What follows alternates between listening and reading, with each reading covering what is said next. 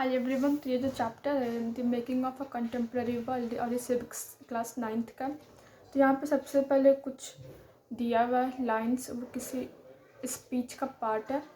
तो workers of my homeland I have faith in Chile and its future challenge where overcome this dark and bitter moment when treason become dominant. You must never forget that sooner neither rather than later the grand avenues will be opened where free men will march on to build a better society. Long life child, long life the people, long life the workers. So the above stated sentences are some extracts taken from the last speech of Salvador Allende.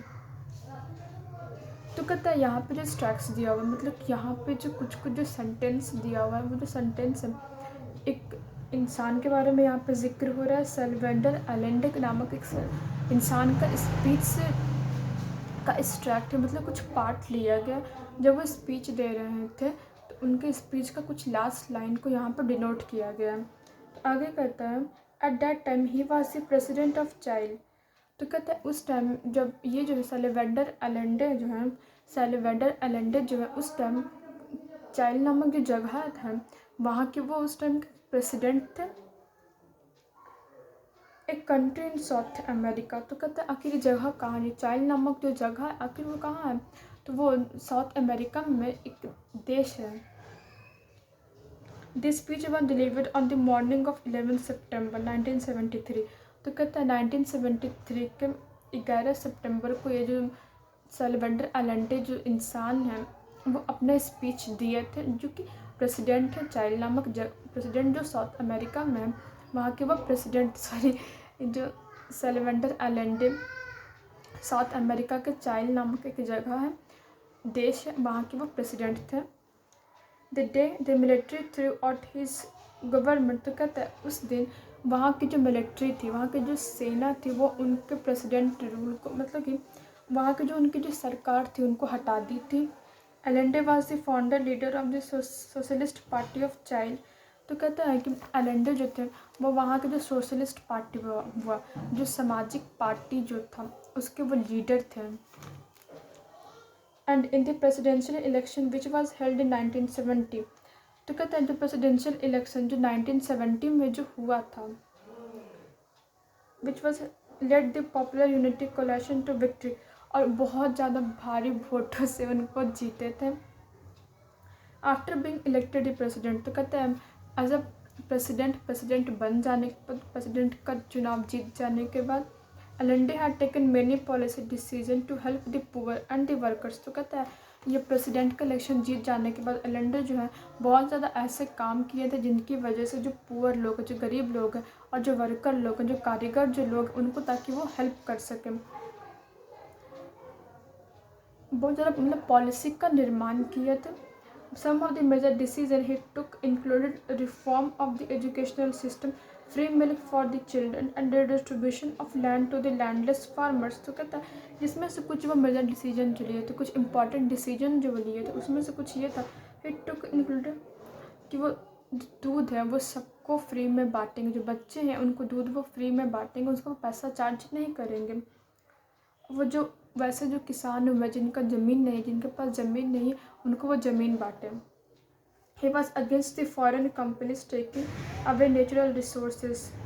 तो कहते हैं वो इस बात के भी against में थे कि जो फॉरेन जो कंपनी है वो उनके रिसोर्सेज को, जो नेचुरल जो रिसोर्सेज है उसको वो ले लें, अपना यूज़ करें। फॉरेन कंट्रीज़ मतलब क्या, कोई और कंट्री वहाँ का रिसोर्स लेकर के अपना यूज़ कर उसको महंगा दाम उसी कंट्री को सेल करेगा, इसलिए वो इस चीज़ के अगेंस्ट में थे। यहाँ पे जो रिसोर्सेज का जिक्र करता है like copper from the country, यहाँ पे रिसोर्सेज का जिक्र कॉपर के तौर पे कर रहा है।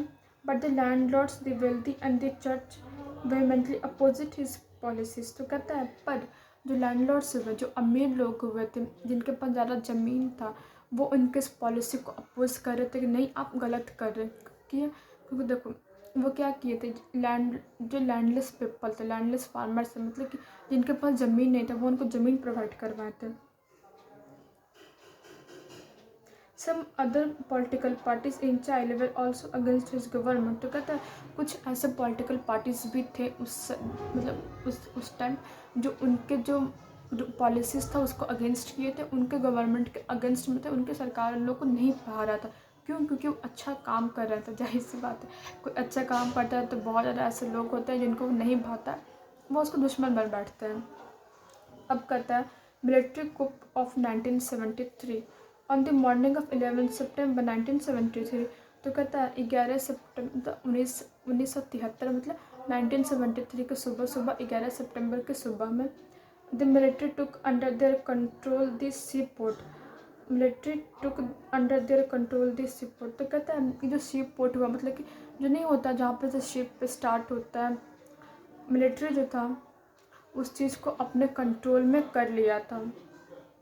The defence minister was immediately arrested by the military on his arrival at his office. तो कहता है जो डिफेंस मिनिस्टर थे वहाँ के, चाइल्ड जो जगह है साउथ अमेरिका में, वहाँ के जो डिफेंस मिनिस्टर थे वह जैसे ही आते हैं अपने ऑफिस पहुँचते हैं, मिलिट्री जो है उनको अरेस्ट कर लेता है।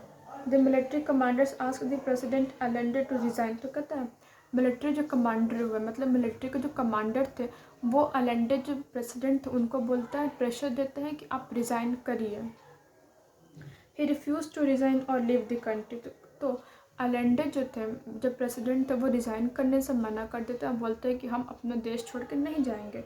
But soon he realize the danger to the country and to his life. पर जैसे ही वो बोलते हैं हम रिज़ाइन नहीं करेंगे, वैसे ही उनको ये महसूस होता है कि मेरी ज़िंदगी और मेरे देश पे खतरा है।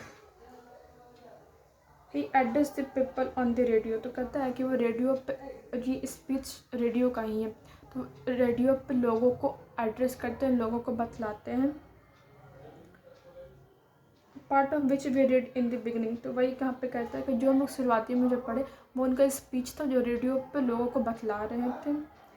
Then the military surrounded the president's house. तो कहता है कि जो मिलिट्री हुआ प्रेसिडेंट का जो हाउस था उसको पूरा घेर लिया था।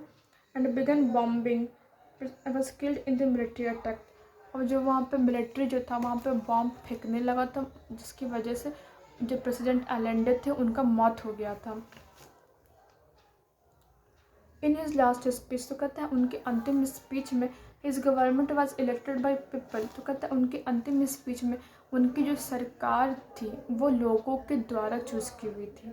But was elected by the but the same was overthrown by the military through conspiracy and violence. तो कहता है पर वही चीज़ उनकी जो सरकार थी वो षड्यंत्र और ताकत की वजह से, लड़ाई झगड़े की वजह से हटा दी गई थी।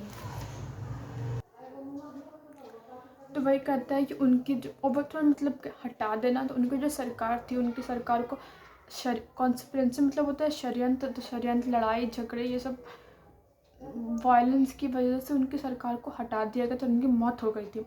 What happened in Chile on 11 सितंबर 1973 was a military coup. General Augusto Pinochet pronounce Pinochet. तो यहाँ पे जनरल अगस्तो के बारे में कहता है, जिनको जनरल अगस्तो पिनोचेट जिनको प्रोनाउंस होता है Pinochet, who was an army general. तो ये जनरल पिनोशे जो थे वो एक आर्मी जनरल थे।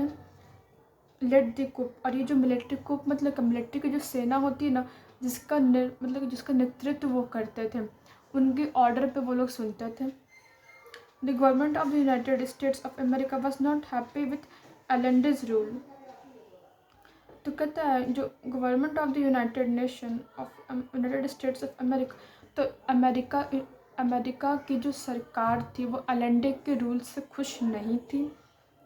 And is believe to have supported and funded activities that led to the coup, to have supported and funded activity to led to bus made the president of the country. और जो Pinochet जो हुआ उसको देश का राजा बना दिया, मतलब देश का प्रेसिडेंट बना दिया गया। He ruled it for the next 17 years. तो अलेंडे की डेथ के बाद वो लगभग 17 साल तक रूल करता है। From government that was elected by the people the power came in the hands of military officers. तो कहता है कि वैसी सरकार जिसको लोगों ने चुना, तो लोगों की चुनी हुई द्वारा जो सरकार थी वो अब मिलिट्री पावर के हाथ में आ गई थी। अब वहाँ पर मिलिट्री रूल चल रहा था। They could do as they wished, तो वो लोग जो चाहते थे वो लोग वो करते थे। There was no one who could question them, और वहाँ पे कोई ऐसा था नहीं जो उनके काम को आवाज़ उठा सके। In this way a military dictatorship was established in Chile, तो कहता है इस तरीके से मिलिट्री डिक्टेटरशिप इस्टेब्लिश होता है, स्थापित होता है चाइल्ड में। डिक्टेटरशिप मतलब क्या, जैसे जो चाहेगा वैसे करेगा। It tortured and killed several of those who supported Allende, तो कहता है वो जो वैसे लोग जो एलेंडे को सपोर्ट करते थे उसको वह मार दिया जाता था, उनको टॉर्चर किया जाता था। And those who wanted democracy to be restored, और वैसे लोग जो चाहते थे कि डेमोक्रेसी वापस आ जाए उनको भी टॉर्चर और मार दिया जाता था। But there were officers who refuse to join the coup, तो कहता है बहुत ज़्यादा ऐसे भी ऑफिसर्स थे जो ये जो मिलिट्री पावर जो चल रहा था, मिलिट्री का जो रूल चल रहा था उसको ज्वाइन नहीं करना चाहते थे। General Alberto Bachelet of the Chilean air force was one of them, इनमें से एक का जिक्र करता है जनरल अल्बर्टो बैचेलेट, उनमें से कोई एक थे जो इस मिलिट्री पावर को ज्वाइन नहीं करना चाहते थे। Many other officer too refused to join the coup, तो कहता है कि बहुत ज़्यादा ऐसे ऑफिसर्स भी थे जो इस जो सेना थी, मिलिट्री की जो सेना थी उसको ज्वाइन नहीं करना चाहते थे। General Bachelet's wife and doctor were put in prison and tortured, तो ये जनरल बैचेलेट जो मिलिट्री पावर को नहीं ज्वाइन करना चाहते थे उनकी वाइफ और डॉटर को पकड़ करके जेल में डाल देता है और उन लोग को टॉर्चर करता है। प्रिजन मतलब क्या, जेल होता है। More than 3000 people where killed by the military, तो कहता है लगभग 3000 से ज़्यादा जो लोग हुए उनको मिलिट्री के द्वारा मारा जाता है। A large number of people were reported missing, और बहुत ज़्यादा संख्या में लोग मिसिंग दर्ज होते हैं कि उनका पता ही नहीं चलता क्या हुआ, उनको गायब कर दिया होगा। No one knows what happened to them, कोई नहीं जानता उनके साथ क्या हुआ। रीस्टोरेशन ऑफ डेमोक्रेसी मतलब डेमोक्रेसी दोबारा इस्टेब्लिश होना। इन 1988, तो कहता है 1988 में Pinochet decided to hold a referendum and came with this referendum his military dictatorship came to an and,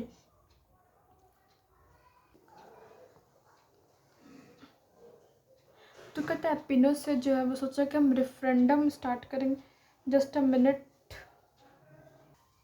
तुम आगे के पार्ट को अच्छे से कंटिन्यू करेंगे पार्ट 2 में, स्टे ट्यून्ड विथ मी।